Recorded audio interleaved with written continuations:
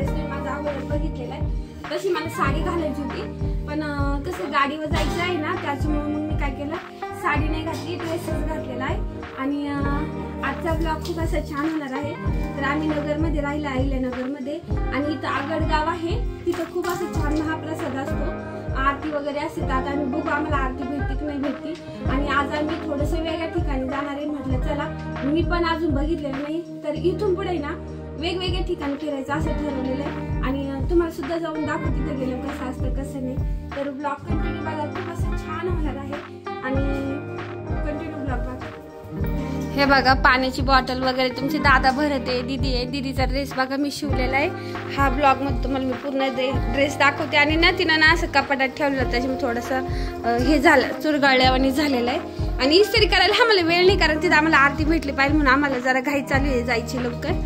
आणि तुमचे दादा बघा किती हेल्पफुल आहे, खूप मदत करतात आम्हाला हर एक गोष्टीला. आणि मोठी बॉटल घेतली, म्हणलं पैसे वाचन आपले तिथं नको मग नाही का, जरा पैशाची बचत, जाताना पाणी वगैरे घ्यायचं म्हटलं नाही होत. आणि इथं बघा आपल्या दादूने आज देवपूजा केली आहे, किती छान केली बघा माझ्या लेकांनी. आणि तुम्हाला दादू पण दाखवते मी. हे बघा तुमच्या दादांनी ना भेळ आणि गुडशे वाढली होती, काय आम्ही खात होतो. आणि बघा आपली दीदी दाखव गोलबी. हा, आणि असा ड्रेस मी शिवलेला आहे. हे बघा कसं वाटतंय नक्की सांगा. बॅक साईड बघ दीदी कशी. आणि बघा कोणताही मला क्लास नाही, काही नाही, फक्त युट्यूबच्या मदतीने हा ड्रेस मी शिकलेली आहेत. असे मी खूप छान छान ड्रेस पण अगोदर शिवलेले आहेत, पण हा ड्रेस सगळ्याला आवडला. आमच्या इथं आजूबाजूला खूप छान आहे. बाहेर जर गेले ना याला 1,500 रुपयापर्यंत प्राईज असेल याची, पण मी हा उगेच 500-600 रुपयाची साडी आहे आणि 10 रुपयाचा दोरा आणि 150 रुपयाचा अस्तर. बघा किती छान ड्रेस आहे, खूप अस्तर आणि खूप घेर आहे. घेर दाखव तू त्याचा, घेर दाखव एकदम, हे टोकते ते टोकदार असं घेर दाखव. हे बघा केवढा मोठा घेर आहे ड्रेसचा, किती सुंदर दिसते आपली दीदी. हा लुकडीच येतो. चालेल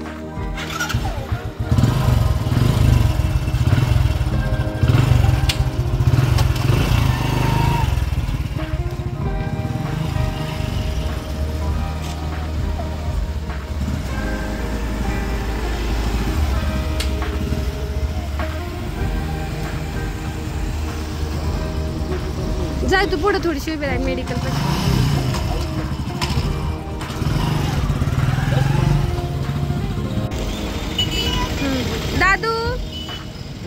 दादूची डोळेच उघडत नाही.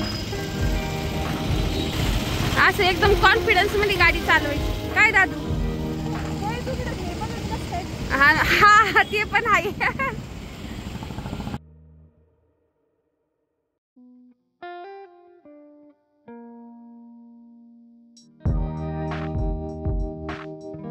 आज आम्हाला आहे ना तुमच्या दादाने वेगळ्या रस्त्याने घेऊन आले बघा. आपले नगर सिटी मधूनच आहे आणि जरा थोडेसे वेगळ्या रस्त्याने आले ना, गाडी चालवायला पण आणि प्रवासाला पण खरंच आनंद होतो. नाही तर तोच तेच रस्ते म्हटले का नको वाटतं.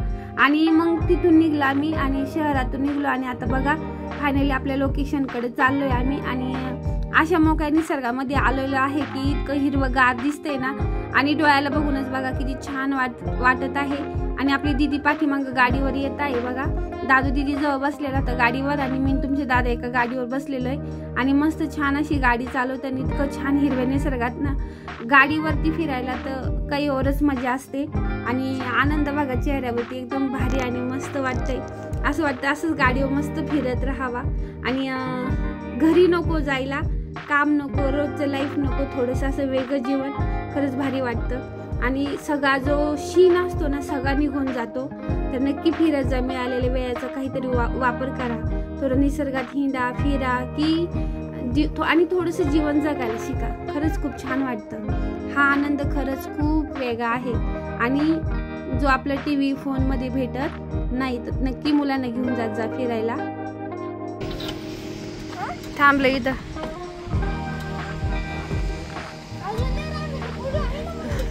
म्हणजे दादूला लई कंटाळा आला, दमलं बघा. अजिबात नाही. इकडे बघ दिदे, बोल हाय म्हण. हॅलो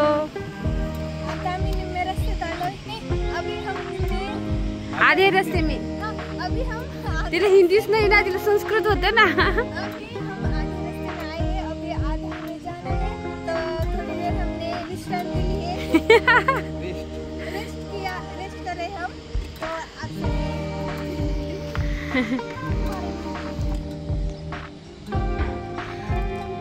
मम्मी किती भारी नाही त्यांचं।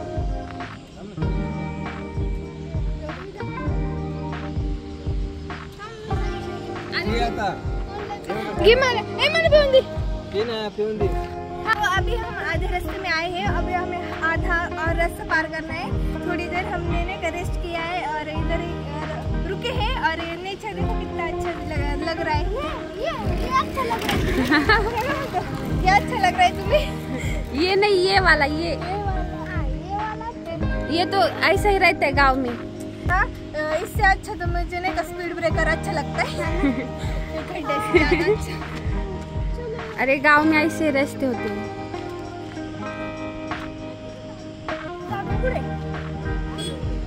गाड़ी बघ,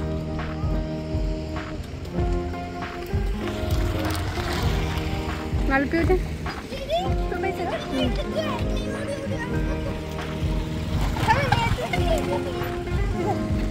थांब गाडी।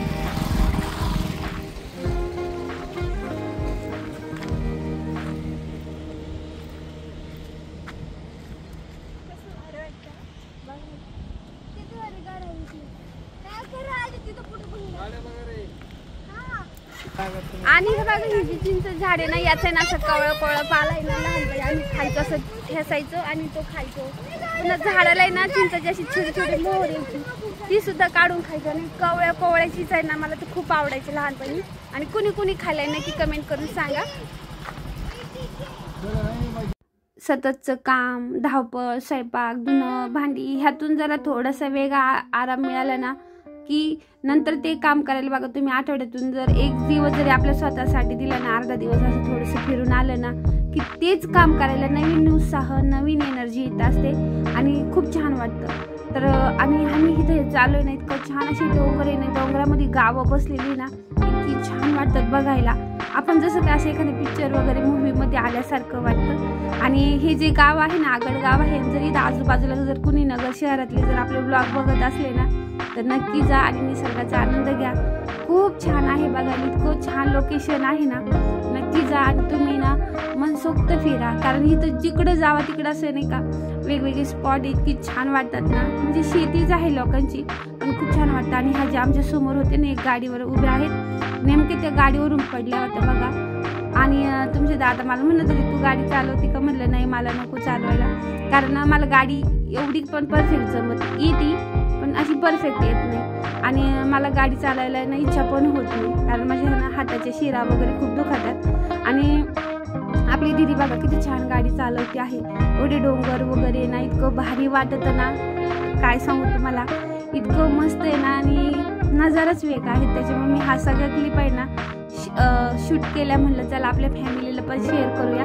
आणि जर इथं आजूबाजूला कोणी राहत असले तर नक्की या बघा, इथं मस्त छान भेटत्या आणि खूप छान आहे, तुम्हाला नक्कीच आवडेल। आणि ब्लॉगला नक्की लाईक पण करा बरं का।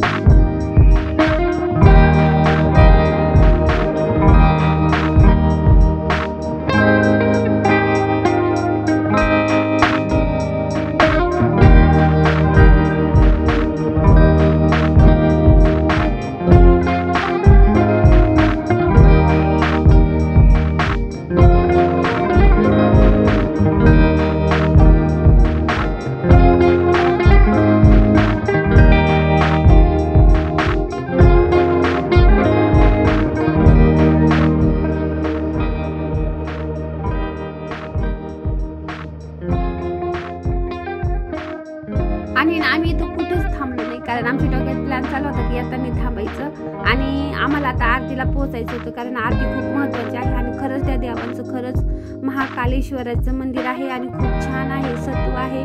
नक्की या आणि भेट द्या आणि आरती पण घ्या तुम्ही. खरंच असं नाही का खूप प्रभाव पडतो त्या आरतीचा आपल्यावर आणि सगळी आपली निगेटिव्हिटी असते ना सगळी बाहेर जाते आणि पॉझिटिव्हिटी आतमध्ये येत असते आणि एनर्जी उत्साह वेगळाच असतो त्या आरतीचं, कारण मी माझ्यावरून सांगते.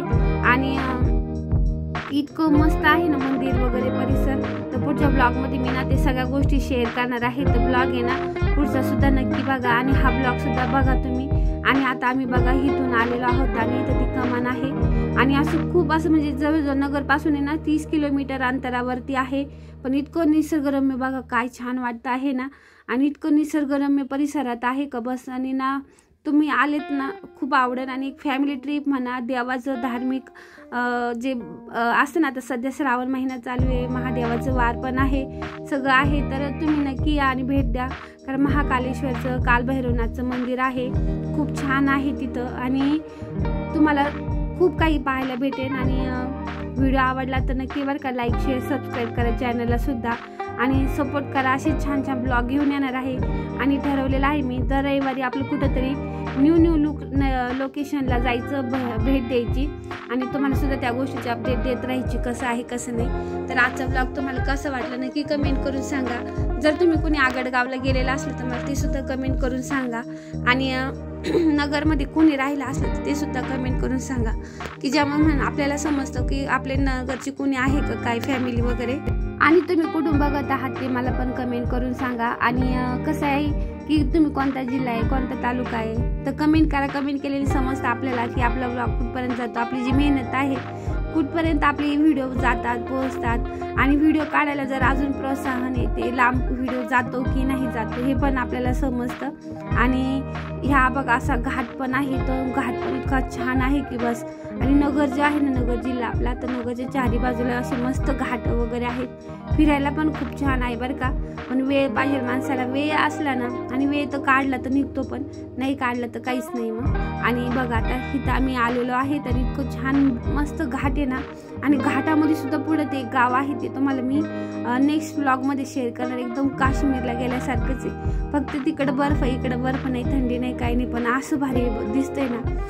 वर पांढरं शुभ्र आकाश, खाली हिरवं गार सगळं, जसं की आपण एखाद्या स्वर्गात आल्यासारखं वाटतंय. आणि आम्ही पहिले ना दरवेळेस डोंगरगणला जायचो, तर ह्यावेळेस इकडं आलो ना मला माहीतच नव्हतं इतकं छान लोकेशन, इतकं छान असं नजारा दृश्य आहे. आणि नंतर इथं आले मी रस्त्याने तेच म्हणत आले तुमच्या दादांना, किती भारी आहे, किती भारी आहे, किती सुंदर आहे, किती छान वाटतंय. आहे शब्द माझे मी सांगत आहे, तुमचे दादा मला म्हणते हो बाई मला माहीत आहे, छान आहे. आणि तुमच्या दादाला माहीत होतं, मला माहीत होतं, पण एवढं माहीत नव्हतं की इतकं छान आहे म्हणून. आणि खरंच तुम्हाला सुद्धा वाटत असणार तसंच आहे. आणि आता आपण पोहोचलेलो आहे, तिथं जवळच आलेलो आहे.